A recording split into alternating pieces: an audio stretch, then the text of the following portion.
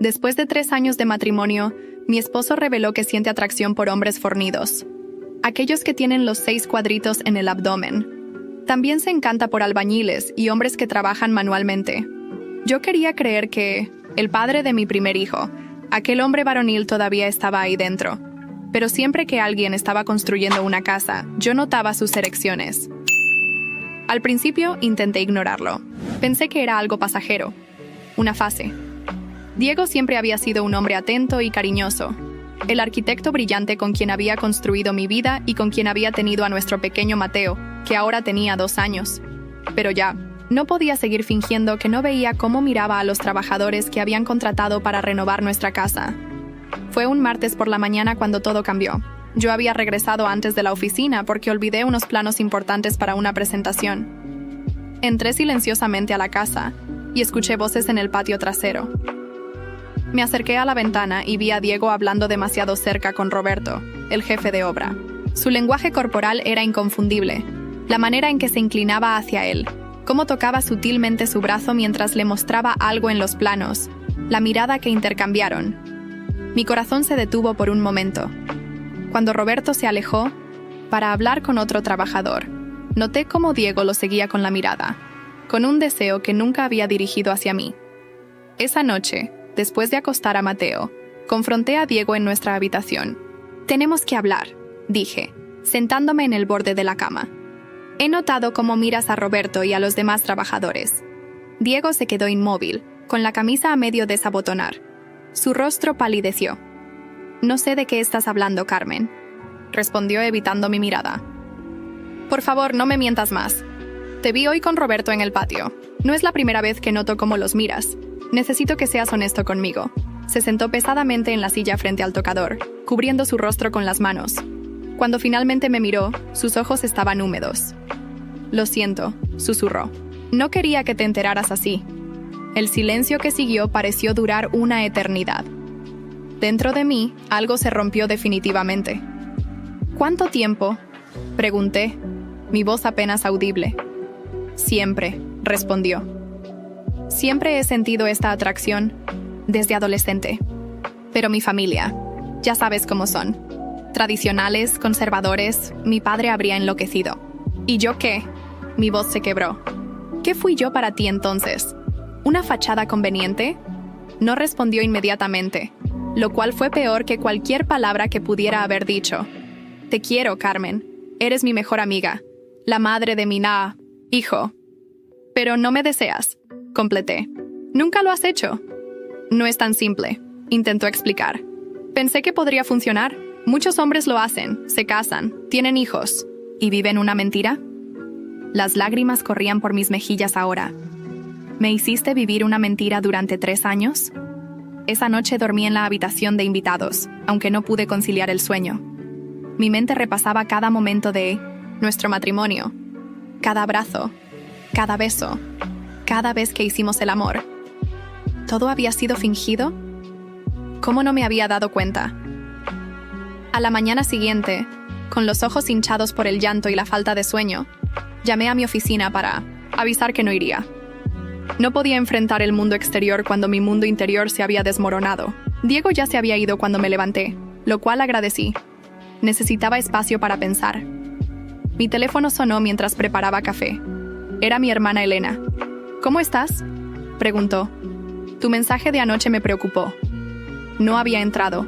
En detalles, solo le había escrito que Diego y yo teníamos problemas serios. «¿Diego es gay?», dije sin preámbulos. Las palabras sonaban extrañas en mi boca. «¿Qué? ¿Estás segura?». Le conté todo. Las miradas, la confrontación, su confesión. «Dios mío, Carmen, ¿qué vas a hacer?». «No lo sé», admití, mirando por la ventana hacia el patio donde los trabajadores ya habían comenzado a trabajar. Roberto estaba allí, dando instrucciones. Me pregunté si sabía, si él y Diego. No podía permitirme pensar en eso ahora. «Ven a mi casa», ofreció Elena. «Tú y Mateo pueden quedarse conmigo mientras resuelven esto». «Gracias, pero necesito enfrentar esto aquí. No puedo simplemente huir». Después de colgar, me senté a la mesa de la cocina con mi taza de café ya frío. Sobre la nevera, imanes sujetaban fotografías de nuestra familia. Diego, Mateo y yo en la playa el verano pasado, Los tres en la fiesta de Navidad de la empresa de Diego. Fotografías de una familia feliz que ahora parecían pertenecer a extraños. La puerta trasera se abrió y me sobresalté. Era Roberto. «Disculpe, señora Carmen», dijo con su habitual tono respetuoso. «Necesito consultar algo sobre los materiales para el piso de la terraza». Lo miré fijamente, tratando de ver si había algo en su expresión que delatara un conocimiento especial sobre mi marido. Solo vi profesionalismo y quizás algo de incomodidad ante mi escrutinio. «Señora Carmen, ¿se encuentra bien?» «Sí», mentí. «¿Qué necesita consultar?» Mientras hablábamos sobre tipos de madera y acabados, una parte de mí se preguntaba si este hombre había tocado a mi marido, si sabía cosas sobre él que yo, su esposa, nunca había conocido. Esa tarde, cuando Diego regresó, tenía una expresión diferente. Ya no parecía el hombre culpable de la noche anterior. Había algo como alivio en su rostro, como si haberse quitado esa máscara, aunque fuera forzado por las circunstancias, le hubiera liberado de un peso. «He estado pensando», dijo después de cenar en un silencio incómodo. Mateo ya estaba dormido. «Quizás deberíamos considerar un tiempo separados». Sus palabras me golpearon como un puño. A pesar de lo ocurrido, una parte de mí había mantenido la esperanza de que intentaríamos solucionarlo, tal vez con terapia. «¿Eso es lo que quieres?», pregunté, intentando mantener la compostura. «Creo que necesitamos espacio para pensar. Esto es nuevo para ti, pero yo llevo años lidiando con estos sentimientos. Ahora que lo sabes, no puedo seguir fingiendo». «¿Y Mateo? ¿Has pensado en él?» «Por supuesto que he pensado en él. Es mi hijo y lo amo más que a nada». «¿Más que a tu libertad para estar con hombres?» Las palabras salieron más amargas de lo que pretendía. Diego apretó los labios. «Eso no. Es justo, Carmen. No elegí sentir lo que siento, pero elegiste ocultármelo. Elegiste usarme para mantener las apariencias». No respondió a eso. Simplemente recogió su plato y lo llevó al fregadero. «Puedo quedarme en el apartamento del centro por ahora», dijo finalmente. «Te daré espacio». «Claro», respondí con sarcasmo. «Ahora piensas en darme espacio». Esa noche escuché a Diego empacar algunas cosas. Fingí estar dormida cuando entró a la habitación a buscar ropa.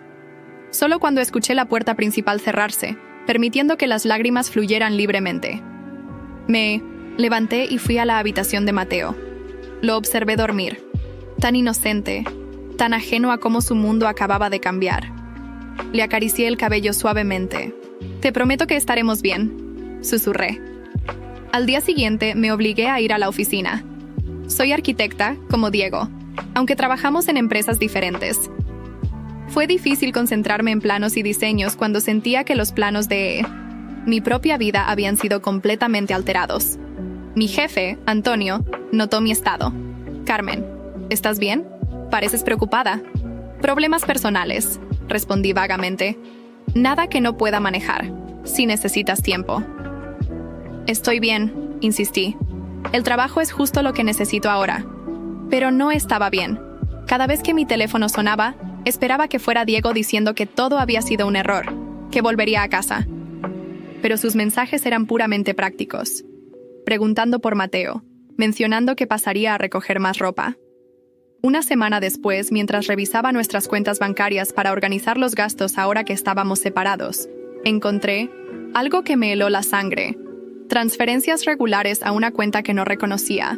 Pequeñas cantidades que no había notado antes porque confiaba ciegamente en Diego para manejar nuestras finanzas. Con manos temblorosas llamé al banco. Después de verificar mi identidad, me confirmaron que esa cuenta pertenecía a Roberto Méndez. Mi mundo se derrumbó por segunda vez. No solo Diego me había mentido sobre sus sentimientos. Había estado pagando a Roberto. ¿Por qué? ¿Un chantaje? ¿O era algo más siniestro? Esa noche, cuando Diego vino a ver a Mateo, lo confronté con la evidencia. «¿Qué es esto?», pregunté, mostrándole los estados de cuenta. «¿Por qué le has estado enviando dinero a Roberto?». Su rostro se transformó. Vi miedo, vergüenza y algo más. «¿Culpa? No es lo que piensas», dijo rápidamente. «¿Y qué pienso, Diego? Porque ahora mismo estoy imaginando muchas posibilidades, y ninguna es buena». Se sentó pesadamente en el sofá. «Roberto me ha estado ayudando con un proyecto personal». ¿Qué tipo de proyecto requiere pagos secretos? Mi voz temblaba de rabia, contenida. Estoy construyendo algo. Una casa. Fuera de la ciudad. ¿Una casa? ¿Sin decírmelo? Iba a ser una sorpresa, dijo débilmente, pero no sonaba convincente ni para él mismo. No me mientas más, pedí, mi voz quebrándose. Por favor, ya no puedo soportarlo. Diego miró hacia la habitación donde Mateo dormía, como buscando fuerza. Roberto y yo. Comenzó, y se detuvo, incapaz de continuar. No necesitaba que terminara la frase. Lo entendí todo. Diego no solo sentía atracción por hombres, estaba involucrado con Roberto, probablemente desde antes de que comenzaran las renovaciones de nuestra casa. La casa que supuestamente estaba construyendo era probablemente para ellos dos. ¿Cuánto tiempo?, pregunté, las lágrimas fluyendo libremente ahora. 6 meses, admitió en voz baja. Nos conocimos en una obra anterior. No planeé que esto pasara, Carmen. 6 meses. Medio año viviendo una mentira completa. Mientras yo cuidaba a nuestro hijo, mantenía nuestra casa y creía que teníamos un matrimonio normal con sus altibajos, pero fundamentalmente sólido, Diego construía otra vida a mis espaldas. Quiero que te vayas, dije, sorprendiéndome a mí misma con la firmeza de mi voz. Y quiero que despidas a Roberto y su equipo. No los quiero en mi casa. Carmen, la renovación está a medias. No me importa. Contrataré a otra persona. No puedo soportar verlo cada día sabiendo. No pude terminar. El dolor era demasiado intenso. Diego se levantó lentamente. Lo siento, dijo. Nunca quise lastimarte. Pero lo hiciste, respondí. Me destrozaste. Cuando se fue, miré alrededor de nuestra casa a medio renovar. Las paredes parcialmente derribadas, los materiales de construcción apilados en el patio, los planos esparcidos sobre la mesa del comedor. Se suponía que esta renovación convertiría nuestra casa en el hogar perfecto para nuestra familia. Ahora, parecía un símbolo perfecto de mi matrimonio. Una fachada atractiva escondiendo una estructura inestable, lista para colapsar al menor. Temblor. Me senté en medio de ese caos, entre los cristales rotos de lo que una vez creí que era mi vida perfecta, y me pregunté cómo reconstruiría todo desde cero. No solo la casa, sino mi vida entera. La primera semana después de la partida de Diego fue la más difícil. Mateo preguntaba constantemente por su padre, y yo no sabía qué decirle. ¿Cómo le explicas a un niño de 2 años que su familia ya no es lo que era? Decidí contratar a un nuevo equipo de construcción para terminar las renovaciones. No, podía soportar la idea de que Roberto y sus hombres siguieran en mi casa, como recordatorios constantes de la traición de Diego. Mi hermana Elena se quedó conmigo algunos días. Su presencia me ayudó a mantenerme en pie cuando sentía que me derrumbaba. Deberías hablar con un abogado, me aconsejó una mañana mientras desayunábamos. No estoy lista para pensar en divorcio, respondí, aunque en el fondo sabía que era inevitable. No se trata solo del divorcio, Carmen. Es sobre proteger tus intereses y los de Mateo. Tenía razón, por supuesto. Concerté una cita con un abogado recomendado por una colega del trabajo. Era una mujer de unos 50 años, con una expresión amable pero profesional. En casos como el suyo, me explicó, es importante documentar todo. Las transferencias bancarias, comunicaciones, cualquier evidencia de infidelidad o uso indebido de fondos matrimoniales. Salí de su oficina con una lista de tareas que me hizo sentir aún más abrumada.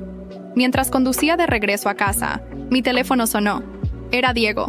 Necesito recoger unos documentos de mi estudio, dijo sin saludar. ¿Estarás en casa esta tarde? Sí, respondí secamente. Mateo pregunta por ti. Hubo un silencio. Lo sé. Pasaré tiempo con él cuando venga. Cuando llegó, yo estaba en la cocina preparando la cena. Mateo corrió hacia él tan pronto como lo vio, y Diego lo levantó en brazos, abrazándolo fuertemente. Por un momento parecían una imagen perfecta de padre e hijo. ¿Has estado bien?, me preguntó mientras Mateo jugaba en la sala. ¿Te importa? ¿Realmente? La amargura en mi voz era evidente. Por supuesto que me importa, Carmen. Que nuestro matrimonio no funcionara no significa que no me preocupe por ti. Nuestro matrimonio no funcionó, Diego. Tú decidiste que no funcionara el día que empezaste tu relación con Roberto. Se pasó una mano por el cabello, gesto que siempre hacía cuando estaba nervioso. He estado pensando en la casa y las finanzas, dijo, cambiando de tema. Podríamos venderla y dividir el dinero. ¿Vender la casa? ¿Así de fácil? Es la solución más práctica. Ninguno de los dos puede permitirse comprar la parte del otro. Este es el hogar de Mateo, argumenté. No voy a arrancarlo de su entorno familiar. Carmen, sé razonable. ¿Razonable? Mi voz subió de tono. ¿Como tú lo fuiste al ocultarme tu relación con Roberto? ¿Al usar nuestro dinero para construirte una casa con tu amante? Mateo, alarmado por mis gritos, comenzó a llorar en la sala. Diego fue inmediatamente a consolarlo, lanzándome una mirada de reproche.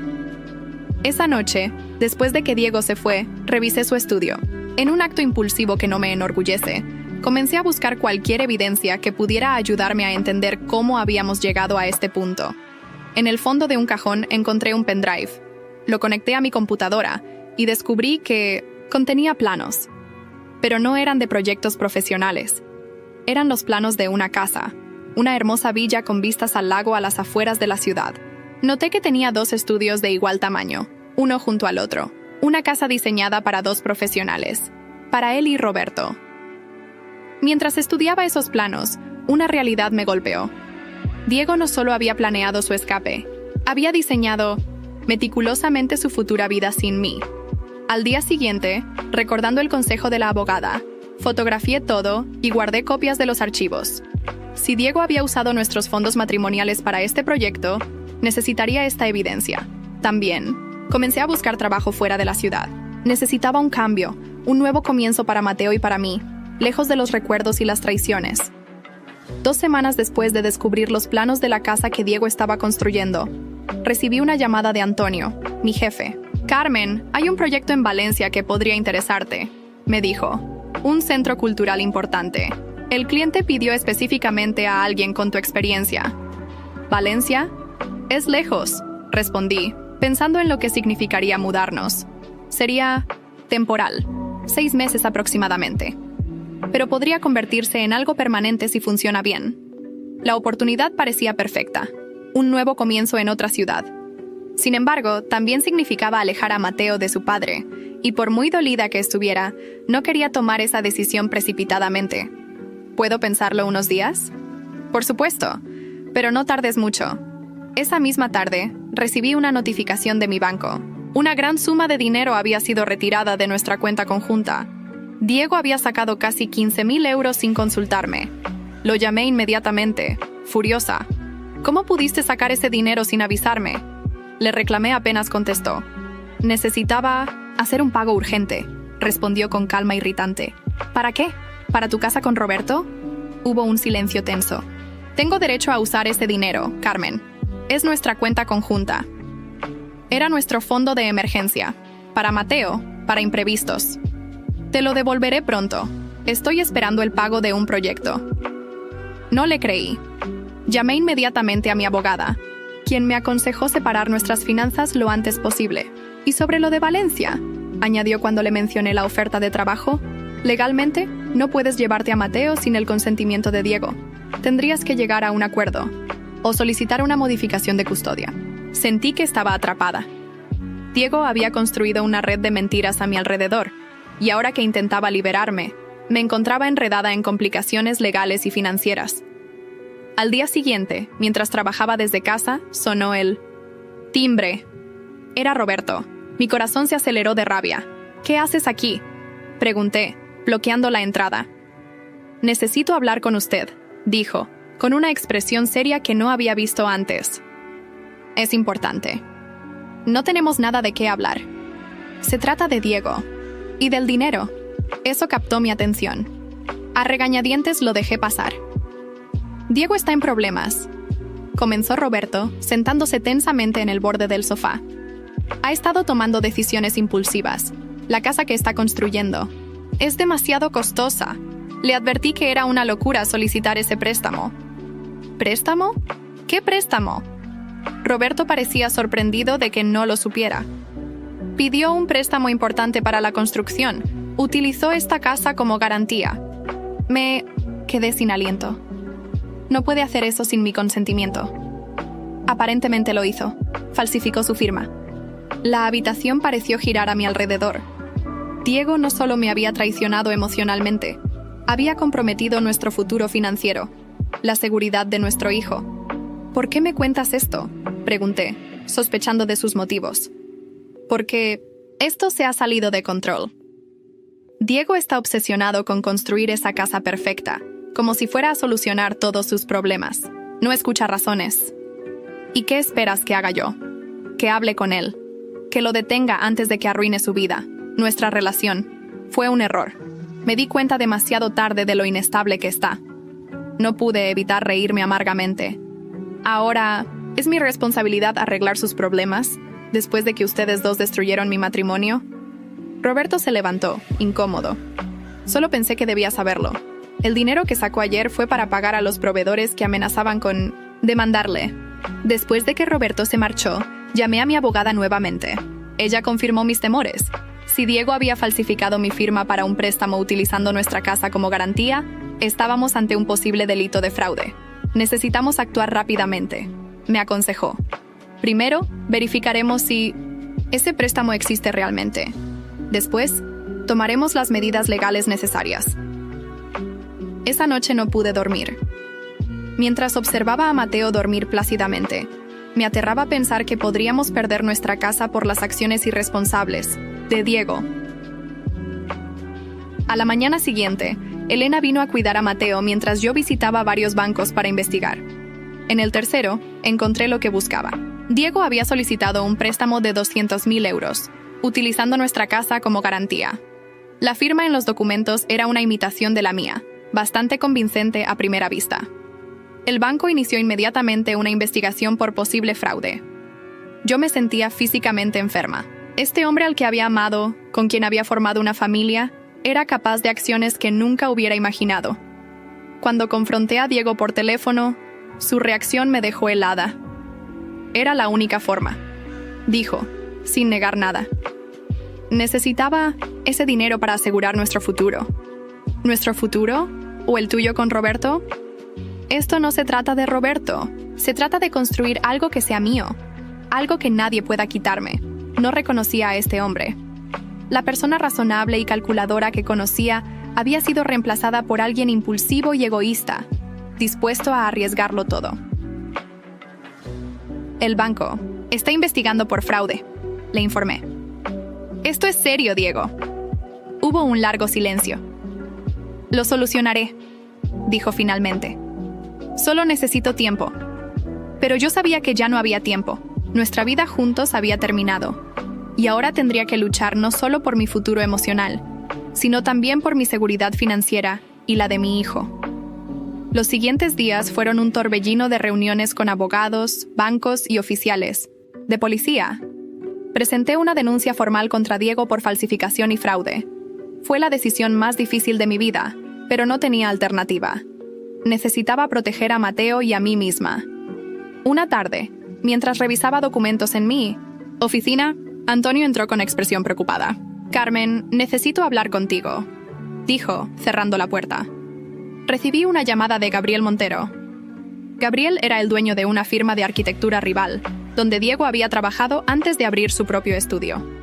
Me dijo que Diego les ha estado ofreciendo información confidencial sobre nuestros proyectos. Mi estómago se contrajo. ¿Qué tipo de información? Propuestas, presupuestos, diseños preliminares. Gabriel me alertó porque le pareció ético. Aparentemente, Diego está desesperado por dinero.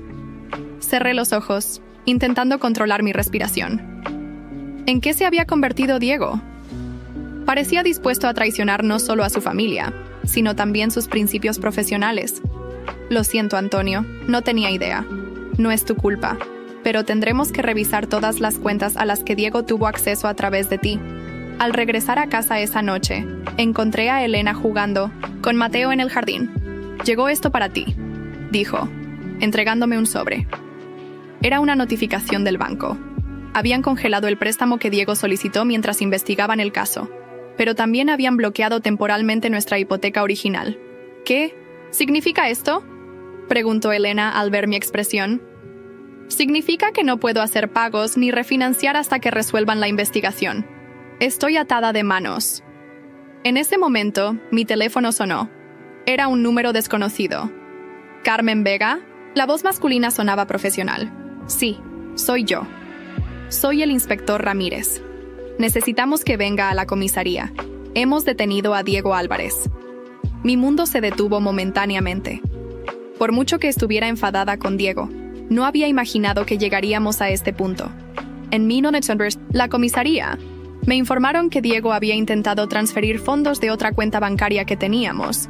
Esta vez una cuenta de ahorros destinada a la educación de Mateo. Afortunadamente, el banco, ya alertado por la investigación en curso, detuvo la operación y notificó a las autoridades. Me permitieron verlo brevemente. Estaba sentado en una sala de interrogatorios con aspecto demacrado y ojos enrojecidos. ¿Cómo pudiste?, pregunté, la voz quebrada por la emoción. ¿El dinero de Mateo? ¿En serio? Estaba desesperado.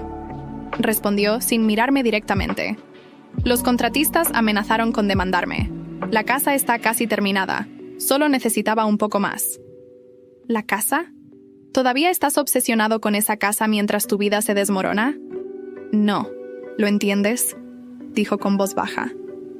Esa casa es mi única oportunidad de ser quien realmente soy. Lo miré, realmente lo miré, y vi a un extraño. Este hombre no era el Diego que creí conocer durante años. Era alguien consumido por sus deseos, dispuesto a sacrificar todo, incluso el futuro de su hijo, por una fantasía. Necesitas ayuda, Diego. Ayuda profesional. Salí de la comisaría sintiendo un extraño alivio. Por primera vez, las acciones de Diego no eran solo mi problema. Las consecuencias legales de sus decisiones ahora estaban en manos de las autoridades. Al día siguiente, acepté la oferta de trabajo en Valencia. Necesitábamos un nuevo comienzo, lejos del caos que Diego había creado. Mi abogada me aseguró que, dadas las circunstancias, un juez probablemente aprobaría la modificación de custodia para permitirme mudarme con Mateo. Roberto me llamó esa tarde, claramente alterado por la detención de Diego. No entiendo cómo llegamos a esto, dijo. Diego nunca fue así antes. ¿No?, respondí. Ocultó su sexualidad durante años, me engañó, nos engañó a todos. Quizás nunca lo conocimos realmente. Él solo quería ser aceptado. Intentó justificarlo Roberto. Su familia, especialmente su padre, nunca habría tolerado la verdad. Todos tenemos problemas, Roberto. No todos recurrimos al fraude y al robo para solucionarlos. Hubo un silencio incómodo. ¿Vas a continuar con los cargos?, preguntó finalmente. No tengo opción. Falsificó mi firma. Intentó robar el dinero de la educación de nuestro hijo. Esto va más allá de nuestra relación personal. Después de colgar, me senté en el porche y observé cómo los nuevos contratistas trabajaban en las renovaciones.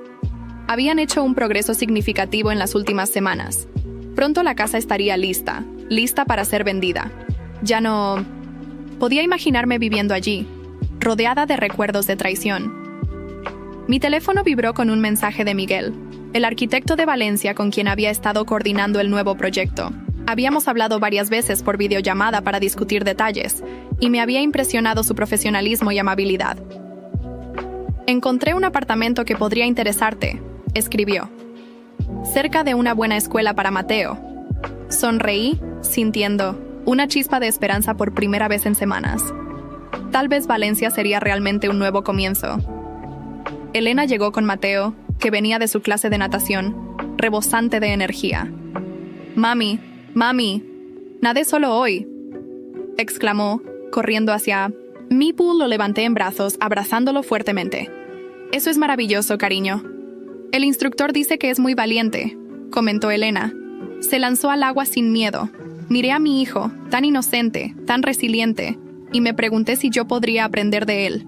Lanzarme a lo desconocido sin miedo, confiar en mi capacidad para mantenerme a flote. Esa noche, mientras acostaba a Mateo, me preguntó por su padre. ¿Cuándo vendrá papá a casa?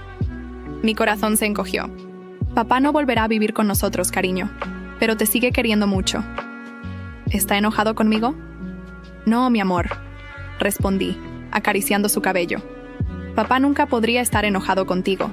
A veces los adultos tienen problemas que no tienen nada que ver con los niños.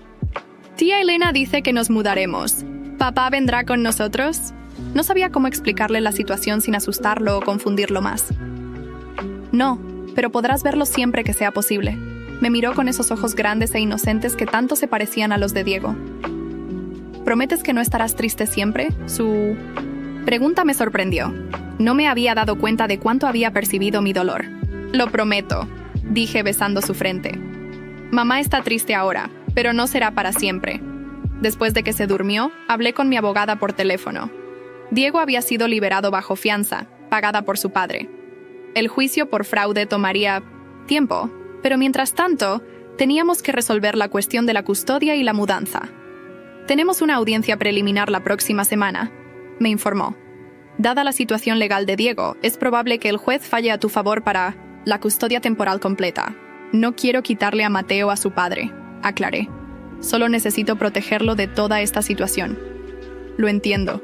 Solicitaremos visitas supervisadas una vez que te establezcas en Valencia. Al colgar, me sentí extrañamente aliviada. Por primera vez desde que descubrí la verdad sobre Diego, sentía que tenía cierto control sobre nuestro futuro. Valencia representaba no solo un nuevo trabajo, sino una oportunidad de reconstruir mi vida y la de Mateo sobre bases más sólidas y honestas. La audiencia para la custodia temporal fue tensa pero breve. Diego apareció con su padre, un hombre de expresión severa que no se dignó a mirarme. Su abogado argumentó que la mudanza a Valencia perjudicaría la relación de Mateo con su padre, pero las circunstancias legales de Diego debilitaron considerablemente su posición. La Corte concede la custodia temporal completa a Carmen Vega, con derecho a establecer residencia en Valencia, dictaminó la jueza. Se establecerán visitas supervisadas cada 2 semanas, sujetas a la evolución del caso penal pendiente. Diego parecía derrotado cuando salimos de la sala. Me interceptó en el pasillo. «No te lo lleves, Carmen», pidió, con la voz quebrada. «Es lo único bueno que he hecho en mi vida. Deberías haberlo pensado antes», respondí, intentando mantener la compostura. «Mateo necesita estabilidad, y yo necesito alejarme de todo esto. Te prometo que cambiaré. Vendí la casa, el proyecto, todo. El dinero está siendo devuelto al banco». Lo miré, buscando en sus ojos al hombre que una vez amé. «Es demasiado tarde, Diego. La confianza, una vez rota, no se repara fácilmente». Su padre se acercó, colocando una mano en el hombro de Diego. «Vámonos», ordenó con voz glacial. «Ya has humillado suficiente a esta familia». Las 2 semanas siguientes pasaron volando entre empacar, finalizar las renovaciones de la casa para ponerla en venta y preparar todo para nuestra mudanza a Valencia. Elena me ayudó incansablemente, mientras intentaba explicarle a Mateo los cambios que vendrían. «¿Tendré amigos nuevos?», preguntaba constantemente. «Claro que sí, cariño. Y tu nueva escuela tiene una piscina, podrás seguir nadando». Miguel, el arquitecto de Valencia, resultó ser un apoyo inesperado. Me envió información sobre escuelas, vecindarios, y hasta me puso en contacto con una agente inmobiliaria que encontró un apartamento perfecto para nosotros. «Es lo mínimo que puedo hacer», dijo durante nuestra última videollamada antes de la mudanza. «Sé lo difícil que es empezar de nuevo en una ciudad desconocida». La noche anterior a nuestra partida, recibí una llamada de Roberto. No habíamos hablado desde la detención de Diego. «Solo quería disculparme», dijo, sonando genuinamente arrepentido. «Nunca pensé que las cosas llegarían tan lejos». «Ya no importa», respondí, sin energía para resentimientos. «Diego está en terapia», añadió. Su padre finalmente aceptó llevarlo a un buen psicólogo. Parece que está afrontando muchos problemas que ha arrastrado durante años. «Me alegro por él», dije, y para mi sorpresa, era cierto. A pesar de todo, no le deseaba mal. Espero que encuentre la paz que busca. El día de la mudanza llegó con un sol brillante. Elena y su esposo nos ayudaron a cargar las últimas cajas en el camión. Mateo estaba emocionado con la aventura de viajar a una nueva ciudad. «¿Podemos ver el mar en Valencia?», preguntó mientras aseguraba su asiento infantil en el coche. «Claro que sí. Viviremos muy cerca de la playa». Elena me abrazó fuertemente antes de partir. «Llámame en cuanto lleguen. Y recuerda, puedes volver cuando quieras». «Gracias por todo», le dije, conteniendo las lágrimas. Mientras conducía, con Mateo tarareando felizmente en el asiento trasero, pensé en todo lo que dejaba atrás. No solo una casa, sino una vida entera construida sobre expectativas y promesas que resultaron ser tan frágiles como el cristal. Valencia nos recibió con su luz mediterránea y el olor a mar. Miguel estaba esperándonos frente al edificio donde estaría nuestro nuevo apartamento. «Bienvenidos», dijo con una sonrisa cálida, agachándose para saludar a Mateo. «¿Tuvieron buen viaje? Vimos camiones enormes», exclamó Mateo, inmediatamente cómodo con él. El apartamento era luminoso, con grandes ventanales que daban a un parque. Miguel había pensado en todo. Había comida en la nevera, las luces funcionaban, e incluso había dejado algunos juguetes. Para Mateo, «No tenías que molestarte tanto», le dije mientras Mateo exploraba emocionado su nueva habitación. «No es molestia. Sé lo que es mudarse solo con un niño». Lo miré con curiosidad. «¿Tienes hijos?» «Una hija, Lucía. Tiene 7 años y vive conmigo desde que su madre nos dejó hace 3 años». Su honestidad y apertura me tomaron por sorpresa. Era refrescante después de años de secretos y medias verdades con Diego. Esa noche, después de acostar a Mateo, me senté en el balcón con una copa de vino, observando las luces de la ciudad. Mi teléfono vibró con un mensaje de Elena. «¿Cómo está todo? ¿Mateo se ha adaptado?»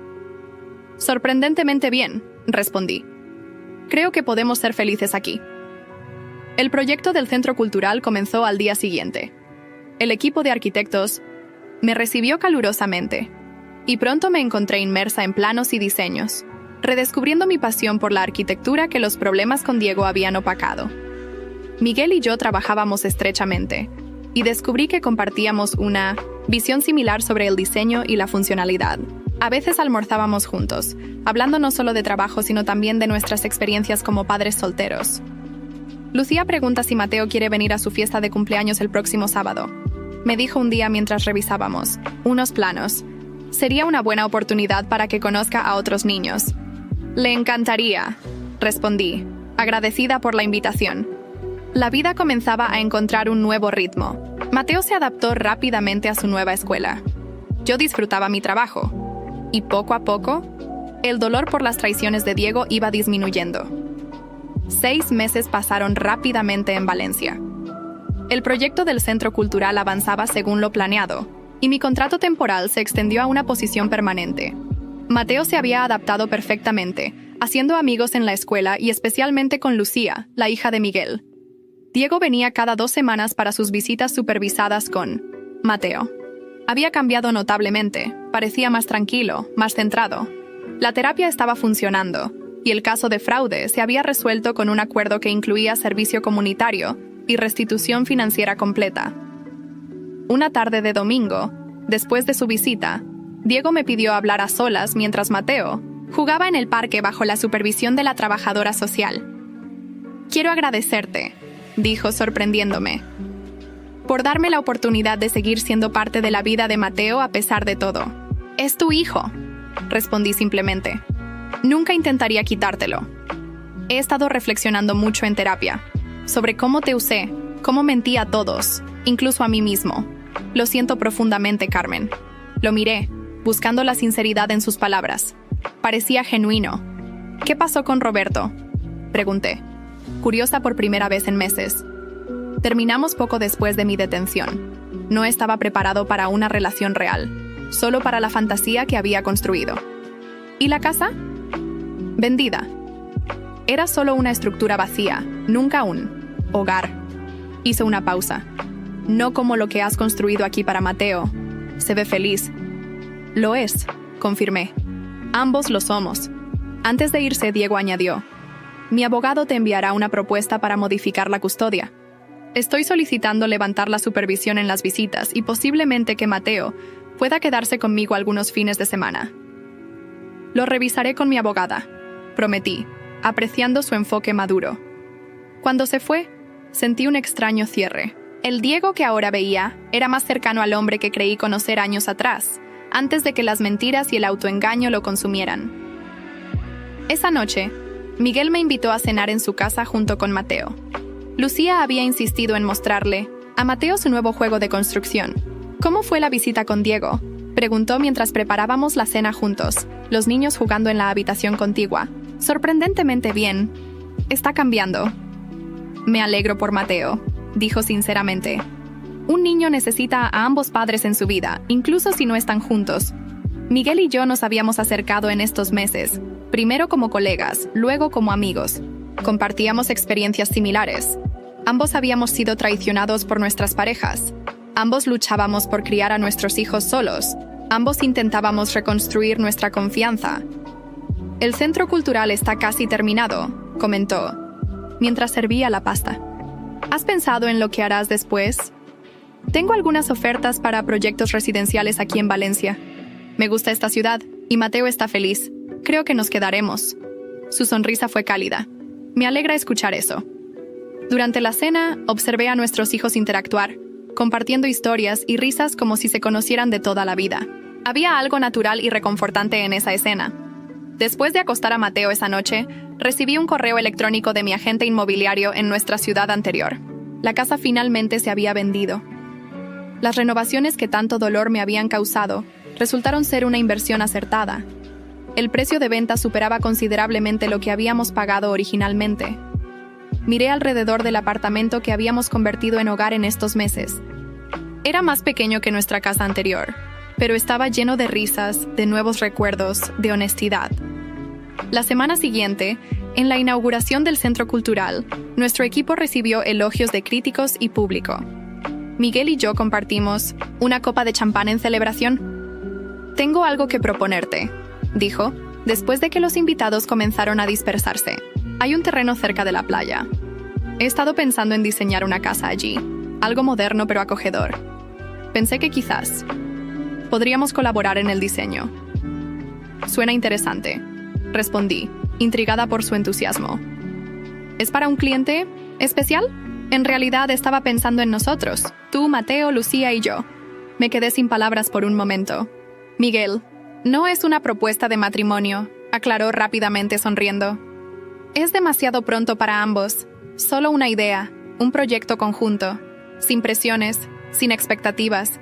Solo dos arquitectos diseñando un espacio donde posiblemente, algún día, podríamos construir algo más que una casa. Su honestidad y claridad eran refrescantes. No había engaños, no había agendas ocultas. Me gustaría ver ese terreno, respondí finalmente. El domingo siguiente, los cuatro fuimos a ver el terreno. Estaba en una pequeña elevación con vistas al mar, rodeado de pinos mediterráneos. Mientras los niños corrían explorando, Miguel extendió un plano preliminar. He pensado en algo abierto, con mucha luz natural. Espacios separados pero conectados, como nosotros. Estudié su diseño, ya imaginando modificaciones, mejoras, posibilidades. Era un buen punto de partida. ¿Qué opinas?, preguntó, observando mi expresión. Creo que podría funcionar, respondí. Pero necesitaría una piscina. Mateo no aceptaría menos. Se rió, y el sonido se mezcló con las risas de los niños jugando entre los árboles. Esa noche, después de acostar a Mateo, me senté en el balcón de nuestro apartamento, contemplando las luces de Valencia. Pensé en todo lo que había ocurrido en el último año. La traición descubierta, el dolor, la lucha, pero también el crecimiento, la fuerza que había encontrado en mí misma, la nueva vida que había construido para Mateo y para mí. La propuesta de Miguel flotaba en mi mente. No era una promesa de final feliz inmediato, sino algo mucho más valioso. Una invitación a construir algo nuevo, juntos, con honestidad y respeto mutuo. Un verdadero hogar, no una fachada de cristal que escondiera secretos y mentiras. Mi teléfono vibró con un mensaje de él. Los niños quieren ir a la playa el próximo fin de semana. ¿Se apuntan? Nos encantaría, respondí sonriendo. El futuro no estaba escrito en piedra. El proyecto de la casa podría funcionar o no. Nuestra relación podría evolucionar o simplemente convertirse en una amistad duradera. Pero por primera vez en mucho tiempo, sentía que cualquier camino que tomáramos estaría construido sobre cimientos sólidos y honestos. Y eso, más que cualquier estructura física, era lo que constituía un verdadero hogar.